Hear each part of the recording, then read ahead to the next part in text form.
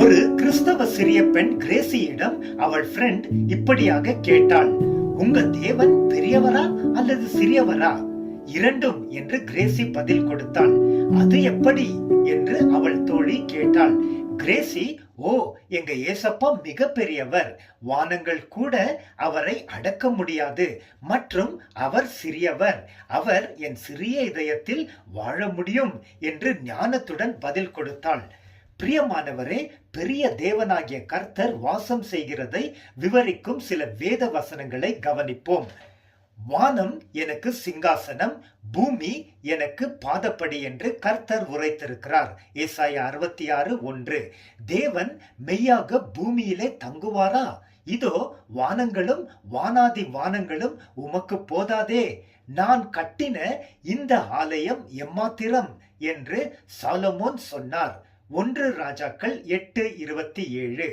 கேருபீன்களின் மத்தியில் வாசம் செய்கிற இஸ்ரவேலின் தேவனாகிய கர்த்தாவே, நீர் ஒருவரே பூமியின் ராஜ்யங்களுக்கெல்லாம் தேவனானவர்.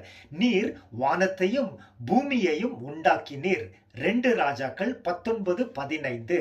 கர்த்தர் தம்முடைய பரிசுத்த ஆலயத்தில் இருக்கிறார். கர்த்தருடைய சிங்காசனம் பரலோகத்தில் இருக்கிறது. சங்கீதம் 11:4, ஆபக்குக் 2:20.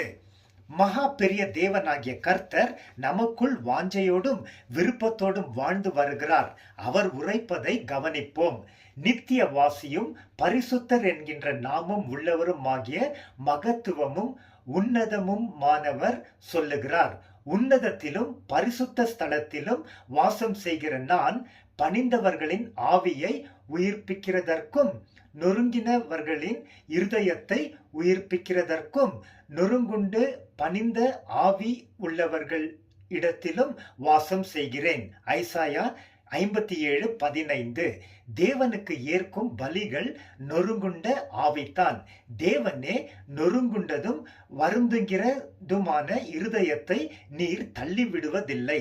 சங்கீதம் 51:17. பிரியமானவரே, தேவகிருபை பெற்ற நாம் உண்மையிலே பாக்கியவான்கள். பெரிய தேவன் நம்மில் வாசம் செய்து நம்மை வழிநடத்தி பயன்படுத்துகிறார். தொடர்ந்து அவர் நமக்குள் சந்தோஷத்துடன் வாசம் செய்யும்படி ஒப்பு கொடுத்து கீழ்ப்படிந்து வாழ்வோம். அவருக்கே துதி, கனம், மகிமை என்றென்றும் உண்டாகும். ஆமேன்.